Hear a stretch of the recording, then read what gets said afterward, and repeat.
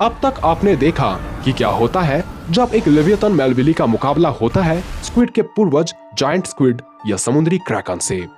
लेकिन हम ये भी जानते हैं कि स्कैंडिनेवियन लोक कथाओं और क्लैश ऑफ द टाइटन में भी हमें दिख चुका क्रैकन किसी छोटे मोटे जायंट स्क्विड की तरह तो बिल्कुल नहीं होता, और ना ही लेवियथन मेलविली इन क्रैकन्स के सामने आने की गुस्ताखी कर सकते हैं। लेकिन बाइबल के पन्नों में एक ऐसे जीव का जिक्र है जो लेवियथन जैसे कई जीवों, यहाँ तक कि पूरे धरती में मौजूद सभी जीवों को एक साथ मारने की साहस रखता है। हम बात कर रहे हैं अपोकलिप्स बीस्ट द लिवाइथन की। ऐसे में क्या हो जब दोनों मिथोलॉजी के दैत्य क्रैकन और लिवाइथन के बीच एक महामुकाबला हो जाए? क्या इस महामुकाबले में बाइबल का कहर नष्ट कर पाएगा टापू के समान जीव को, या अटलांटिक के महासागरों से निकली सुनामी बहा ले जाएगी लिवाइथन को? तो वीडियो में अंत तक बने रहें, और वीडियो में आगे बढ़ने से पहले वीडियो को जरूर लाइक कर दें। सबसे पहले अगर बात करें लिवाइथन की, तो इस समुद्री दैत्य का जिक्र बाइबल के अलावा the book of job, book of Amos और बुक ऑफ जोनाह जैसे किताबों में हो चुका है। साथ ही इस खूंखार महादैत्य की गाथा कई धार्मिक ग्रंथों में गाई जाती है। बुक ऑफ जॉब के अनुसार लिवाइथन एक विशाल समुद्री जीव है जिसे खुद ईश्वर ने बनाकर समुद्र में छोड़ दिया है। वहीं ज्यादातर लोगों का यह भी मानना है कि लिवाइथन शैतान का अंश है और इसे समुद्र में इसलिए छोड़ा गया है ताकि ये धरती के बुराई से ताकतवर बनकर भगवान की बनाई धरती का सर्वनाश कर सके।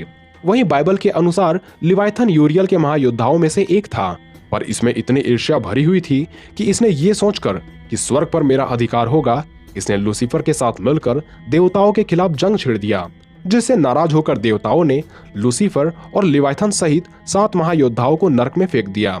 साथ ही लिवाइथन को एक सर्पेंट का रूप दे दिया। वहीं बात करें अगर क्रैकन की, तो इस काल्पनिक दैत्य का भी जिक्र कई पुस्तकों तथा धार्मिक ग्रंथों में हो चुका है।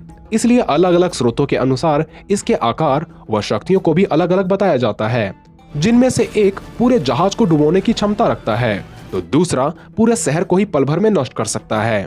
तीसरे प्रकार का क्रैकन इतना विशाल और ताकतवर होता है जो खुद में भी एक विशाल भूखंड बन जाता है और जिस पर देव व दानव दोनों युद्ध लड़ा करते थे। क्लैश ऑफ द टाइटन के अनुसार क्रैकन एक विशालकाय समुद्री दैत्य है जो जियूस के भाई हेडिस का गुलाम है। हेडिस को पाताल लोक या अंडरवर्ल्ड का देवता माना जाता है, जिसके पास कई शक्तिशाली राक्षसों की पूरी आर्मी है जो हेडिस के एक इशारे पर कुछ भी करने को तैयार रहते हैं। उन्हीं में से एक क्रैकन भी है जो हेडिस के कहने पर ही तबाही मचाने के लिए धरती पर आता है, और इसका मकसद होता है पूरी इंसानी सभ्यता का विनाश करना। क्रैकन के बारे में ऐसा कहा जाता है कि इसे जादुई शक्तियों से बनाया गया था और सिर्फ जादू से ही इसे मिटाया जा सकता है। वहीं मूवी से हटकर ग्रीक कथाओं की माने तो ऐसा कहा जाता है कि इस दैत्य का निर्माण जियूस, हेडिस और पोसाइडन ने मिलकर किया था ताकि ये क्रोनोस और टाइटन्स का मुकाबला कर सके। दोनों की अपीयरेंस की बात करें तो एक लिवाइथन किसी ड्रैगन और डायनासोर के मिश्रण की तरह लगता है, क्योंकि इसका पूरा शरीर किसी सरपेंट की तरह कोमल न होकर किसी ड्रैगन की भांति कांटेदार और सख्त होती है। साथ ही इसके दांत और जबड़े इतने मजबूत हैं जो कि धरती में मौजूद सभी चीजों के टुकड़े कर सकता है। वहीं क्रैकन 2 विशाल तथा नुकीले भुजा वाला एक ऐसा समुद्री दैत्य है जिसके 4 विशाल पैर और कई टेंटिकल्स पाए जाते हैं। क्रैकन का सिर किसी स्क्विड की भांति तो होता है, लेकिन इसमें मौजूद नुकीले दांत इसे बेहद ही खतरनाक बनाते हैं।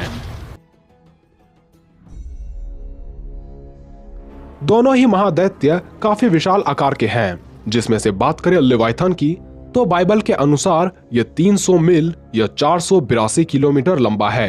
वहीं नॉर्स के कथाओं के अनुसार यह महज 3 मील जितना बड़ा है, जबकि क्लैश ऑफ द टाइटन वाला क्रैकन 400 फीट से ज्यादा ऊंचा और वहीं अपने टेंटिकल सहित 900 फीट से भी ज्यादा विशाल है।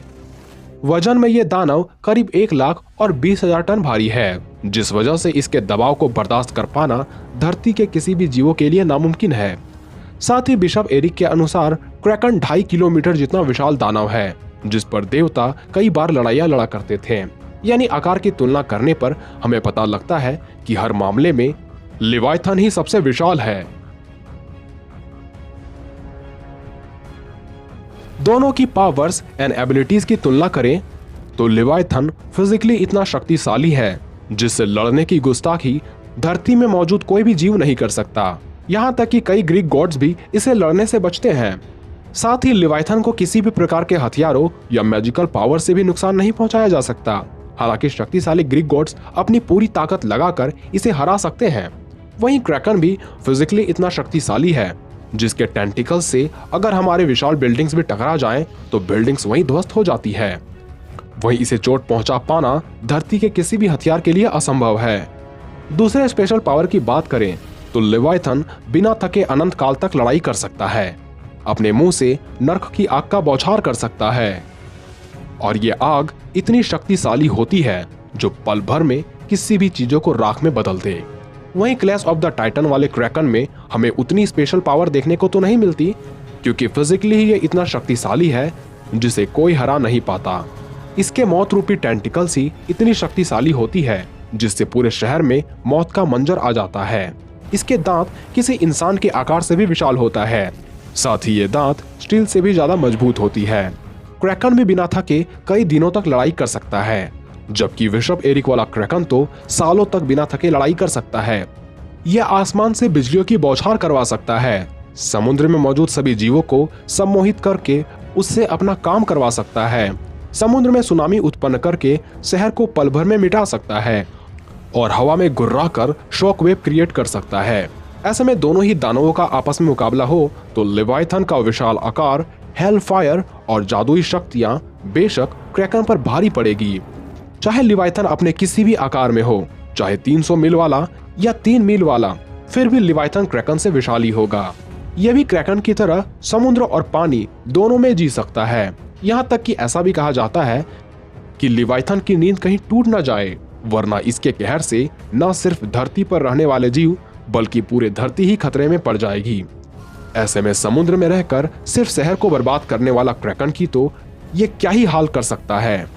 भले ही क्रैकन 2.5 किलोमीटर विशाल ही क्यों ना हो, मगर वो लिवाइथन का मुकाबला कभी नहीं कर सकता।